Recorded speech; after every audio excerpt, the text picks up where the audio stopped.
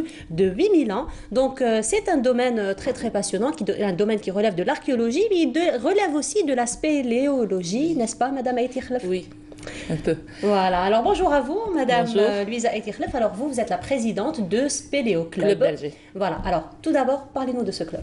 D'abord, je tiens à vous remercier de nous faire connaître Marhaba bik. et de faire connaître cette activité qui malheureusement est très méconnue en Algérie. Elle est connue mondialement, par contre.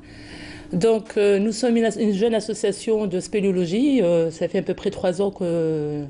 Enfin, nous activons depuis un peu plus de 3 ans, mais l'agrément, ça fait 3 ans qu'on a eu notre agrément. D'accord. Donc, la spéléologie, comme je vous ai dit, elle est très méconnue en Algérie, malheureusement, mais le monde cavernicole, qu'on considère comme étant le 6e continent, il est très important. D'accord. Nous avons des merveilles. Alors, la spéléologie... Donc en Algérie, qu'est-ce qu'on a de plus Nous avons, alors, la spéléologie, ce qu'elle représente, c'est un domaine varié. Donc c'est de l'archéologie, c'est de l'hydrogéologie, de la géologie, de la topographie, tout, de la biospéléologie, tout Donc, ça. en fait, Alors, c'est une discipline qui rassemble un petit Exactement. peu toutes les autres disciplines qui relèvent de la science de la Terre. Exactement. Donc déjà la géologie, parce qu'il faut savoir où on peut trouver ces cavités, c'est dans les massifs calcaires. L'hydrogéologie, c'est comment se forment ces grottes. Vous avez la topo, parce qu'une grotte ne peut exister que par sa topographie. Vous avez aussi la biospéologie, parce que vous avez le règne animal à l'intérieur, donc qui existe. Bien que alors c'est un domaine... comment dirais-je, c'est un domaine qui n'est pas accessible à tout le monde. Donc en fait, vous ne faites pas que l'exploration, c'est aussi, d'après ce que je relève dans vous dire, c'est aussi un objectif plutôt écologique, scientifique, éducatif. Éducatif, préparer la relève, bon, il y a la formation, donc bon, alors on a d'autres activités de notre association, nous avons la spéléo, comment on dit, c'est notre métier de cœur. Et nous avons aussi d'autres activités comme la randonnée, comme le canyoning, comme l'escalade. Mais la plus importante, c'est bien la spéléo. D'accord. Alors, comme activité, nous avons d'abord la formation. On a mis le paquet sur la formation parce qu'on s'est dit, pour pouvoir aller loin et pour pouvoir, il faut former. Donc, on s'est structuré. Après plusieurs séances de travail, bien sûr, de tensions, de disputes et tout, c'est pas facile de gérer ça. Donc, on a fini par faire un programme, donc l'équipe des adhérents actifs. On a fait pour la formation 3 formes, 3 niveaux. Donc, il y a le niveau découverte sur un week-end qui est ouvert, accessible à tout le monde, à tout âge. Alors là, c'est la visite et l'exploration du cavité horizontale. D'accord. Alors, c'est sur un week-end. Donc, généralement, ça se passe soit à Bouzegza, soit à Tikjda. Donc, alors il y a des cours théoriques. Bon, quand je dis des cours théoriques, c'est pas... c'est pas une classe fermée. C'est pas une classe, c'est juste des notions. Parce que pour comprendre ce que c'est une cavité... Voilà. Donc, il y a des notions de géologie, notions d'hydrogéologie, notions de karst, notions de l'historique de la spéléo, d'accord, de la route du matériel et tout. Donc, on forme les jeunes et on les emmène dans la grotte horizontale parce qu'il y a des risques quand même. Ok, alors justement, Lamia Boudbouda, notre collègue, vous a accompagné dans l'une de vos formations qui s'est passée à Bouzegza. Justement, là, c'est la 2e étape. Ça, c'est l'initiation. Ce qu'elle a vu, votre truc, c'était l'initiation. L'initiation. Ensuite, il y a le perfectionnement. L'initiation, c'est des techniques alpines sur falaise pour permettre aux gens de descendre dans les gouffres. D'accord. Voilà. Alors justement, on va voir tout ça en images puisque Lamia Boudbouda est revenue avec ce reportage sur l'initiation et on se retrouve juste après donc, pour développer tout cela. Ce fut un haut-lieu de la Révolution, à 30 km d'Alger et surplombant la Méditerranée, avec le barrage de Qaddara à ses pieds, le mont de Bouzegza jouit d'atouts naturels qui font de lui une destination incontournable pour les passionnés de la nature. Aujourd'hui, nous accompagnons le Spéléo Club d'Alger dans une de leurs formations.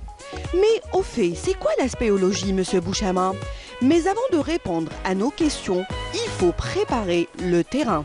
Le Spéléo Club d'Alger, c'est une association à caractère environnemental qui travaille dans l'exploration des cavités algériennes, des cavités souterraines. Et elle a plusieurs axes, elle active sur plusieurs axes, 4 axes principalement, la sensibilisation, la spéléo, qui est son cœur de métier, la sensibilisation des enfants, des autorités, des autochtones, des régions karstiques, c'est des régions vulnérables, et d'autres activités de montagne telles que l'escalade, canyoning, randonnée.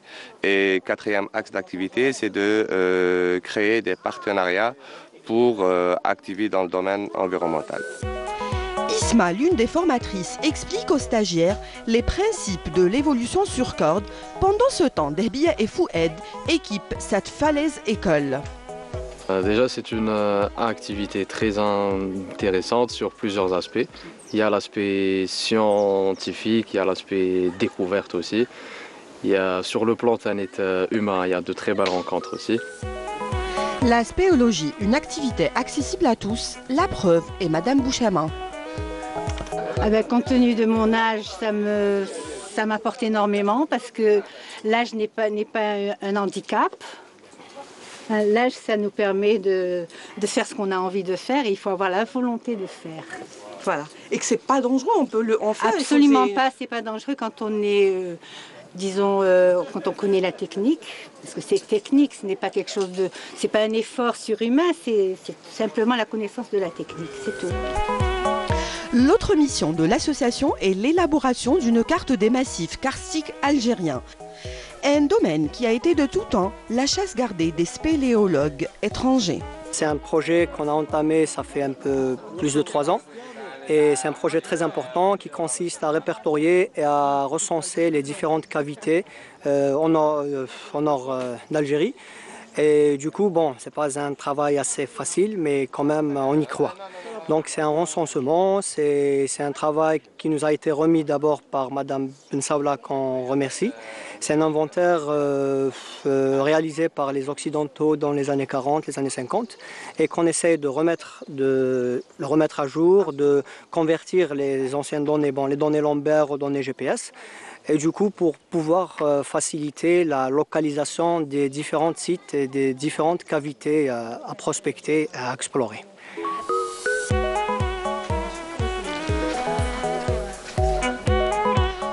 Déjeune dans une ambiance familiale et juste le temps de digérer que Dehbiya, en chef de mission aguerri, s'équipe pour l'exploration d'une cavité souterraine qu'a découvert Hamza, un autochtone formé par l'association. Je suis prof au collège, voilà, c'est ma passion, la spéléologie. Pour les gouffres, là, on est à Ras el-Hmam, à Bouzigza. Mais bon, c'est une première pour moi. Je vais descendre. Donc, apparemment, la première descente, c'est à 25 mètres de profondeur. Après, je vais descendre et voir ce qu'il y a dedans. On a tous la peur, c'est normal. On est des humains, c'est normal. Mais il y a aussi la volonté. La volonté, il y a beaucoup plus la volonté et la curiosité, beaucoup plus, voilà. On vous dit, la spéléologie, c'est ingrat. Mais pour qui ose s'y aventurer, c'est une promesse de découverte et d'enchantement, souhaitant à Dehbiya un bon voyage dans les entrailles de la Terre. Aller dans les entrailles de la Terre, je ne pense pas que ça soit ingrat. Ça reste un avis personnel. Qu'est-ce que vous en pensez? Non, ça vaut le coup d'y aller. Ça vaut le coup d'y aller. Je vous assure que c'est un monde merveilleux et féerique. Voilà, c'est malheureusement qui n'est pas un autre monde. Alors je vous cite l'exemple par exemple de la rivière souterraine de Ras el-Hmam, oui. Parce qu'au préalable nous étions un groupe de plongeurs qui faisaient de la plongée sous-marine et c'était notre ami Mohamed Beloud, un spéléologue, qui nous a emmenés à Ras el-Hmam. Notre première sortie, c'était à Ras el-Hmam. Et une fois qu'on a été, je me rappelle, il commençait à nous expliquer, à nous parler de géologie, d'hydrogéologie, et je vous assure en toute sincérité que je n'ai écouté que 1 ou 2 mots. Alors là, vous me faites rappeler l'un des plus grands écrivains, l'un des plus grands auteurs, qui est mon préféré, Jules Verne, qui a parlé effectivement. Le voyage au cœur de la Terre. Exactement. Le voyage au cœur de la Terre. Oui. Voilà. Donc et ça a été ça. Donc on était en train de regarder, il nous expliquait, on n'avait pas du tout écouté parce qu'on était tellement émerveillés par ce monde. Donc on avait l'habitude du monde marin. Et là, on se retrouve dans le monde souterrain, une rivière. Alors quand vous nagez pendant toute une journée, on se reposait et tout. C'était impressionnant. Et c'est là où il y a eu le déclic. Au fait, là, ce que vous êtes en train de raconter me fait rappeler d'une séquence justement dans ce livre, là où l'oncle avec le petit et le fameux Scotlandais qui était leur guide. Donc ils sont partis vers une cave, il s'est avéré que c'était la mauvaise, donc ils étaient dans l'obligation de revenir. Et ça vous est arrivé ce genre de Non, jusqu'à maintenant, parce que là ce qu'on fait, c'est des choses qui ont été explorées. Donc on a déjà une idée des endroits et tout. Parce que dans nos activités, nous avons la prospection, ce qui a été déjà découvert, et plutôt l'exploration, et on va faire la prospection, c'est-à-dire aller à la recherche d'autres cavités. Donc jusqu'à maintenant, par exemple, les quelques cavités qu'on a vues, c'est toujours linéaire. Donc vous avez une entrée, une sortie, et on ressort plutôt. Il y a eu quelques cavités où il y a plusieurs entrées et tout, comme un labyrinthe. On ne les a pas encore fait parce qu'il y en a, je vous assure qu'il y en a énormément. Donc la première, c'était Ras El Boumansel, c'est une rivière souterraine qui est classée deuxième en Afrique. Elle fait 18 km. Notre association l'a explorée sur 4 km. Après 4 km, il y a un siphon. Donc il faut débouter. On l'a fait, on a traversé le siphon en 2014, si je ne me trompe pas. Et il y a 2 qui ont traversé. Bon, pour emmener le pactage et tout, c'est pas facile. Donc, alors on rentre, c'était un lac. Après, c'est une galerie des éboulis, bon, une partie rocheuse où il faut marcher. Et on redescend dans l'eau. Et ensuite, on attaque le lac. Alors, il fait à peu près sur 1 km 200 ou 300 à peu près. Et on arrive à un moment donné et on voit une forêt de stalactites. Alors là, dans l'eau, vous êtes dans l'eau, puis vous voyez comme ça, c'est merveilleux. Je ne peux pas vous décrire. Vous vivez dans un autre monde. Oui, mais malheureusement, on n'avait pas assez de, comment dirais-je, de matériel pour pouvoir filmer et montrer. Parce que, donc il fallait prendre avec soi des pilons de recharge, des trucs et tout, parce qu'à un moment donné, la batterie s'est épuisée, tellement on commençait à Alors, ce genre d'exploration, de visite que vous faites, c'est tout le monde qui peut participer avec vous? Oui, ce sont des gens les adhérents. Non, tous les adhérents. Alors justement, pour ça, donc, par mesure de sécurité, qu'est-ce qu'on a décidé? Bon, quand il s'agit que les gens qui ont fait la découverte, ils sont appelés avec nous d'aller prospecter et explorer aussi. Parce qu'il y a certains risques quand même. Parce que pourquoi? Parce que vous pouvez passer par une galerie assez grande et à un moment donné, vous allez passer par un boyau. Donc ça rétrécit, puis hop, il faut ramper pour passer de l'autre côté, ou bien un laminoir, donc un espace très réduit, donc il faut aller en rampant ou accroupi. Et là aussi c'est rocheux, donc il faut être vigilant parce que c'est le noir total. D'accord. Donc parfois c'est le froid, donc il faut être bien habillé et tout. Et ensuite, c'est humide les cavités. Donc les gens qui ont fait la découverte, on les emmène avec nous pour prospecter, pour aller découvrir. Mais c'est ouvert à tout le monde. Alors, les amoureux des aventures, vous avez une bonne adresse. Justement, on aimerait bien qu'il y ait beaucoup de jeunes parce qu'en réalité, on prépare la relève. Très bien. Parce que la Spéléo, elle a existé, le club Spéléo d'Algérie, il a déjà existé auparavant. La décennie noire a fait que tout s'est arrêté. Et donc maintenant, là, on commence à reprendre. Vous savez qu'en Algérie, il y a 3 clubs. Il y a Béjaïa, il y a Bniéné, il y a Alger. D'accord. On espère voir d'autres clubs naître et on espère voir un beau travail de partenariat entre tous les clubs et pourquoi pas donc arriver à concrétiser le projet de la cartographie donc de toutes ces cavités. Le recensement et tout, effectivement. Voilà. Madame Aïti Khlef, merci beaucoup d'avoir été parmi nous. On vous dit bon courage. Merci. Et belle découverte à vous. Merci.